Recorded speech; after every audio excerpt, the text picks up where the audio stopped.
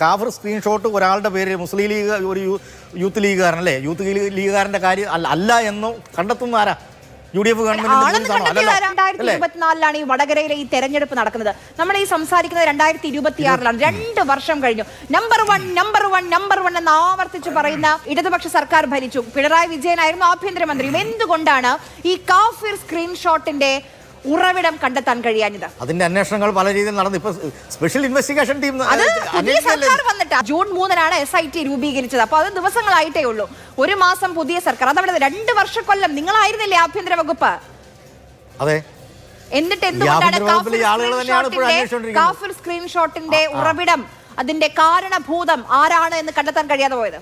അല്ല, അതിനെ സംബന്ധിച്ച് അത് പോലീസുകാരാണ് പറയേണ്ടത്, അല്ലെങ്കിൽ അല്ലേ ആഭ്യന്തര വകുപ്പല്ല പറയേണ്ടത്, പോലീസുകാരാണ് പറയുന്നത്. ഈ പറയുന്ന പോലീസുകാർ തന്നെയാണ് അന്നും അന്വേഷിക്കുകയും SIT രൂപീകരിക്കപ്പെടുകയും അല്ലെങ്കിൽ അന്വേഷിക്കുകയൊക്കെ ചെയ്യുന്നത്. അതേ പോലീസുകാരെ വെച്ചുകൊണ്ട് തന്നെ ഇതെല്ലാം ചെയ്യുന്നത്. അല്ലാതെ UDF വന്നതുകൊണ്ട് പോലീസ് സിസ്റ്റങ്ങളൊന്നും മാറിയിട്ടൊന്നുമില്ല. ആദ്യം നമ്മളൊരു മുഹമ്മദ് കാസിമിനെ കേട്ടു. അദ്ദേഹം പ്രതിയായിരുന്നു, പിന്നീട് അദ്ദേഹം പരാതിക്കാരനായി. നിങ്ങൾ എന്ന് എന്റെ ഫോൺ പരിശോധിക്കൂ പ്ലീസ്, എന്റെ ഫോൺ ഒന്ന് നിങ്ങൾ പരിശോധിക്കുന്നു പറഞ്ഞ് പോലീസിന്റെയും കോടതിയുടെയും മുന്നിലേക്ക് ഒരു പ്രതി ചേർത്ത ആൾ പോവുകയാണ്.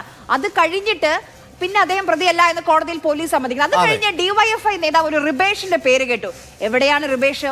റിബേഷിന്റെ ഫോൺ പരിശോധനയ്ക്ക് അയച്ചു. എവിടെയാണ് അതിന്റെ ശാസ്ത്രീയ പരിശോധനാ ഫലം? ആർക്കറിയാം?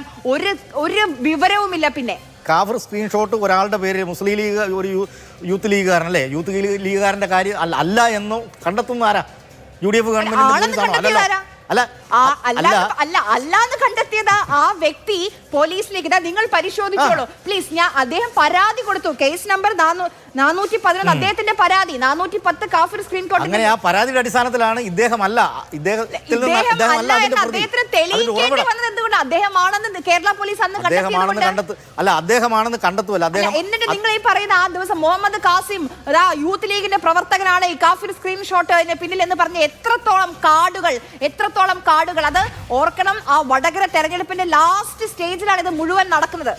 അതെ, ഇത് കണ്ടെത്തിയതാരാണ്? മുഹമ്മദ് കാസിം അല്ല, മറ്റു ഇടങ്ങളിലേക്ക് കേസുകൾ പോകണമെന്ന് കണ്ടെത്തിയത് ഞാൻ പറഞ്ഞത്. അതാ പറഞ്ഞത്, ഈ പോലീസുകാരാണ് ഇതെല്ലാം അന്വേഷിക്കുന്നത്. അല്ലാതെ ഇത് അല്ലെങ്കിൽ നമ്മൾ പറയുന്നുണ്ട് UDF ചെയ്യുന്ന എന്താ? ഇപ്പം ഈ ഒരു ഇത് വെച്ചുകൊണ്ട് ഇടതുപക്ഷ നേതാക്കന്മാരെയും DYFI നേതാക്കന്മാരെയും ആളുകളെയും വർഗീയവാദികളായിട്ട് ചിത്രീകരിക്കാനോ അല്ലെങ്കിൽ അവരെ ഏതെങ്കിലും തരത്തിൽ ഒരു പ്രസ്ഥാനത്തെ തന്നെ പ്രതിക്കൂട്ടിൽ നിർത്താനോ ഉള്ള ശ്രമം ഇതിൻ്റെ അകത്ത് നടക്കുന്നുണ്ടോ എന്നുള്ളതാണ് ഇതിൻ്റെ അകത്ത് രാഷ്ട്രീയമായിട്ടുള്ള ക്വസ്റ്റ്യൻ.